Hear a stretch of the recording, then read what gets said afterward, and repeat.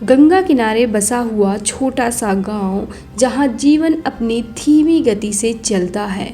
इसी गांव में रामेश्वर नाम का एक प्रतिष्ठित व्यक्ति रहता था। उसका इकलौता बेटा सूरज गांव का सबसे होनहार युवक था।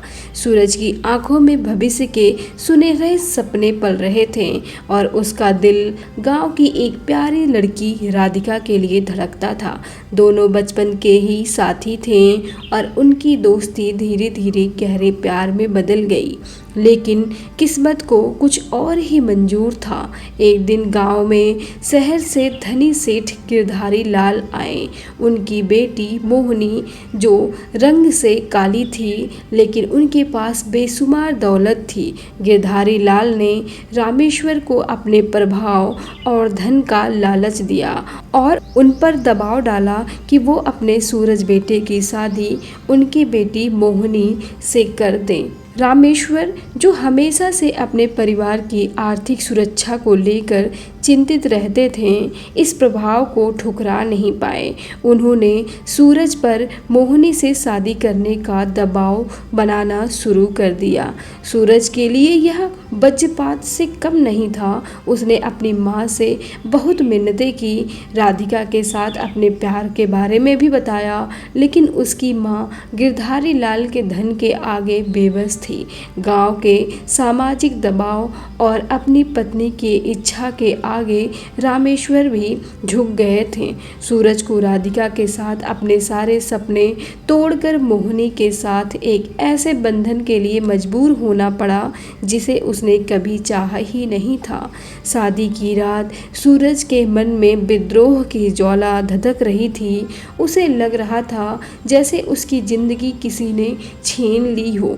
जब कमरे में पहली बार उसने मोहिनी का घूंघट उठाया तो उसका काला रंग देखकर उसका गुस्सा सातवें आसमान पर पहुंच गया। वह अपने गुस्से को काबू नहीं कर पाया और मोहिनी पर चिल्ला पड़ा। मोहिनी जो एक शांत और सहनशील भाव की लड़की थी, सूरज के इस बर्ताव से बुरी तरह टूट गई। उसकी आंखों से आंसू बहने लगे और वह कांपते हुए कदमों से सूरज के पैरों पर गिर पड़ी। दूसरी शादी भले ही कर लो, वो सिसकते हुए बोली, लेकिन मुझे मत छोड़ो क्योंकि मैं आपसे बहुत ही प्यार करती हूँ। सूरज मोहिनी के मुंह से प्यार शब्द सुनकर चौंक गया। उसने कभी सोचा नहीं था कि जिस लड़की को वह इतनी नफरत कर रहा है वह उससे प्यार कर सकती है। सूरज के मन में मोहिनी के लिए नफरत की आग धधक रही थी। उसे लग रहा था जैसे मोहिनी ने उसकी जिंदगी बर्बाद कर दी हो। सुहाग रात के बाद से ही वह मोहिनी से दूर रहने लगा। वह उसे एक पल भी बर्दाश्त नहीं कर पाता था। एक अंधेरी रात थी जब पूरा गांव गहरी नींद में सोया हुआ था। सूरज ने अपनी नफरत की सारी हदें पार कर दी। वह मोहिनी को जबरदस्ती घर से बाहर ले गया और सुनसान सड़क पर उसे अकेला छोड़कर चला गया। मोहिनी चीखती रही लेकिन सूरज ने उसकी एक भी नहीं सुनी। सड़क पर अकेली और बेसहारा मोहिनी डर और निराशा से घिर गई। तभी कुछ अनजान लोगों ने उसकी मजबूरी का फ़ायदा उठाने की कोशिश की। मोहिनी ने अपनी पूरी ताकत से उनका मुकाबला किया लेकिन वह अकेली और कमज़ोर थी। उस रात उसके साथ जो कुछ भी हुआ उसने उसकी आत्मा को झकझोर कर रख दिया। अगली सुबह जब मोहिनी किसी तरह गांव वापस पहुंची तो उसका शरीर और मन बुरी तरह से टूट चुका था। उसे पता चला कि सूरज ने राधिका से शादी कर ली है और वह अपनी ज़िंदगी में खुश है। इस खबर ने मोहिनी के दिल में बदले की एक गहरी आग जला दी। उसने उसी पल ठान लिया कि वह सूरज से अपनी बेइज्जती और उस रात हुए अत्याचार का बदला जरूर लेगी। मोहिनी के पास खोने के लिए कुछ नहीं बचा था। उसने गांव छोड़कर शहर जाने का फैसला किया। मोहिनी को ऐसा लग रहा था कि उसका सांवला रंग उसका दुश्मन बन गई है और उसके मन में सवाल उठ रहे थे, क्या सांवला होना इतना गुनाह है? शहर में उसने कचरे के ढेर से खराब सामान इकट्ठा करना शुरू कर दिया। अपनी मेहनत और लगन से उसने उन खराब सामानों को रिसाइकिल करके उपयोगी और सुंदर चीज़ें बनाना सीखा। धीरे धीरे उसके काम को पहचान मिलने लगी और वह छोटे स्तर पर अपना व्यवसाय चलाने लगी। मोहिनी ने कभी हार नहीं मानी, भले ही हर पल उसके कलर से उसे जज किया जाता हो। उसने दिन रात मेहनत की और अपने व्यवसाय को बढ़ाने में जुट गई। उसकी बनाई हुई रिसाइकिल की हुई चीज़ें लोगों को बहुत पसंद आने लगी, क्योंकि वे पर्यावरण के अनुकूल होने के साथ साथ कलात्मक भी थी। धीरे धीरे मोहिनी एक सफल बिजनेस वुमेन बन गई। उसकी कंपनी का नाम शहर भर में मशहूर हो गया। जब मोहिनी के पास दौलत और शोहरत दोनों थे, लेकिन उसके दिल में आज भी सूरज के किए अपमान की आग जल रही थी। उसने कभी सूरज को माफ़ नहीं किया था और वह उससे बदला लेने के लिए सही मौके का इंतजार कर रही थी। उधर सूरज और राधिका की शादीशुदा जिंदगी खुशहाल नहीं थी। सूरज का स्वभाव गुस्सैल और अहंकारी था। राधिका को धीरे धीरे एहसास होने लगा था कि उसने एक गलत इंसान से शादी कर ली है। सूरज अक्सर मोहिनी के बारे में सोचता था, लेकिन अपनी गलती मानने की हिम्मत उसमें थी नहीं। एक दिन शहर में एक बड़ी बिजनेस कॉन्फ्रेंस का आयोजन हुआ।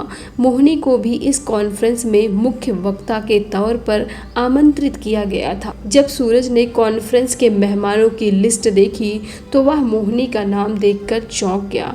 उसे विश्वास नहीं हो रहा था कि जिस लड़की को उसने सड़क पर बेसहारा छोड़ दिया था, आज वह इतनी बड़ी बिजनेस वुमेन बन जाएगी। कॉन्फ्रेंस में मोहिनी ने अपनी सफलता की कहानी सुनाई।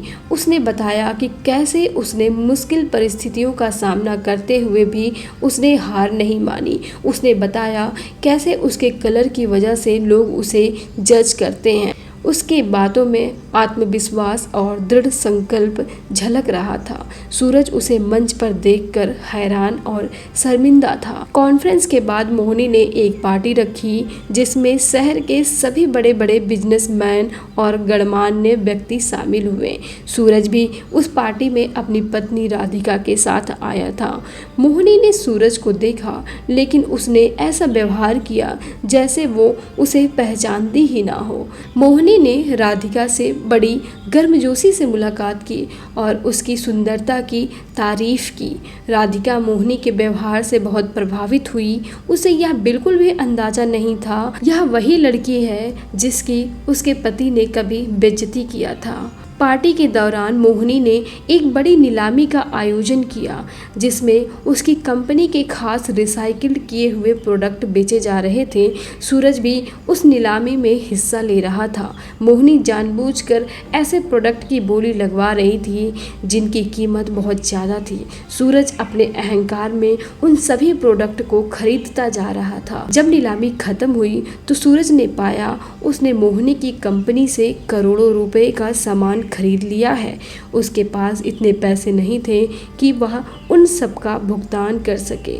मोहिनी ने मुस्कुराते हुए कहा, कोई बात नहीं मिस्टर सूरज, आप चाहे तो अपनी प्रॉपर्टी भी बेच सकते हैं। सूरज को एहसास हुआ कि मोहिनी उससे बदला ले रही है। उसे अपनी गलती पर बहुत पछतावा हुआ। उसने मोहिनी से माफ़ी मांगने की कोशिश की, लेकिन मोहिनी ने उसकी एक भी बात नहीं सुनी। नीलामी के बाद राधिका को पता चलता है कि मोहिनी कौन है और सूरज ने उसके साथ क्या किया था।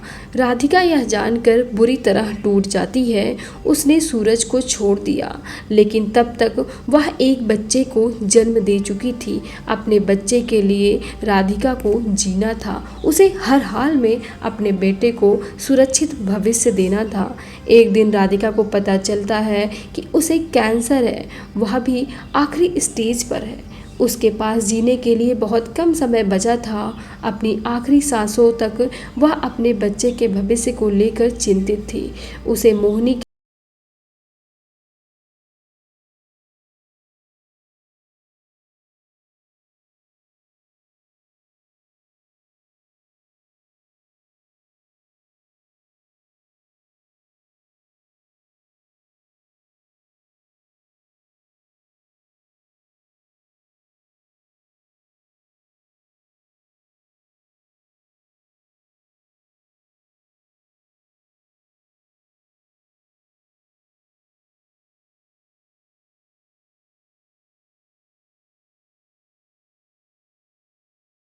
देखकर वह पूरी तरह से टूट गया था।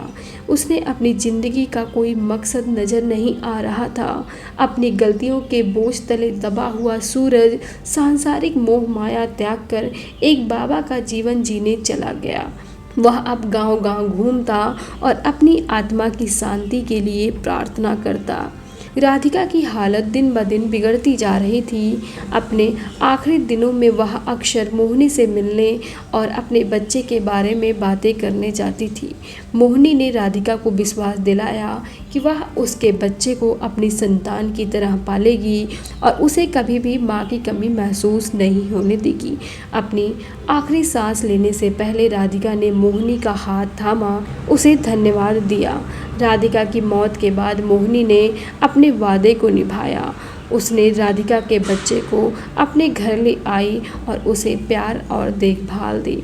मोहिनी ने कभी शादी नहीं की थी, लेकिन उसके जीवन में एक नया मकसद आ गया था। वह उस बच्चे की माँ बन गई जिसे उसकी असली माँ ने उसे सौंपा था। मोहिनी ने उस बच्चे को बड़ी ममता और प्यार से पाला।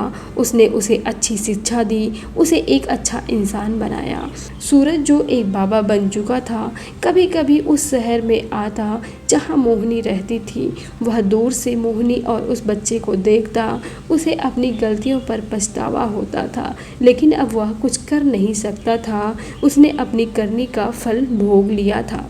मोहिनी ने अपने जीवन में बहुत दुख झेले थे अपने काले रंग की वजह से, लेकिन उसने कभी हार नहीं मानी। उसने न सिर्फ अपनी पहचान बनाई, बल्कि एक अनाथ बच्चे को भी माँ का प्यार दिया। उसकी कहानी त्याग, ममता और मानवीय करुणा की एक प्रेरणादायक कहानी बन गई।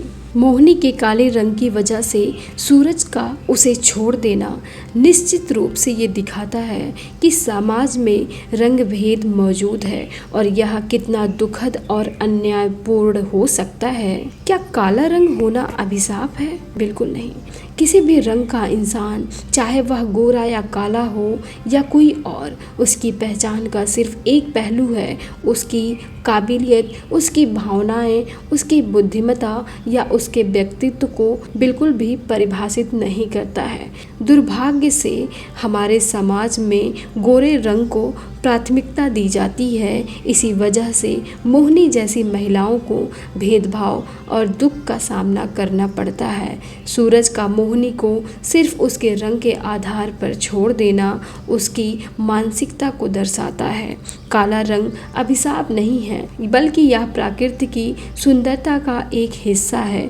दुनिया में अलग अलग रंग के लोग हैं और यही इस दुनिया को खूबसूरत बनाती है। किसी भी व्यक्ति को उसके रंग के आधार पर आंकना और उसके साथ बुरा व्यवहार करना अन्याय है और यह समाज की एक बड़ी बुराई है। मोहिनी की कहानी हमें सिखाती है कि हमें रंग भेद जैसी कुरीतियों के खिलाफ आवाज़ उठानी चाहिए और हर इंसान को उसके गुणों और कर्मों के आधार पर सम्मान देना चाहिए, ना कि उसके रंग के आधार पर। हम आशा करते हैं कि आपको कहानी पसंद आई होगी, तो आप चैनल को सब्सक्राइब और वीडियो को लाइक कर दीजिए।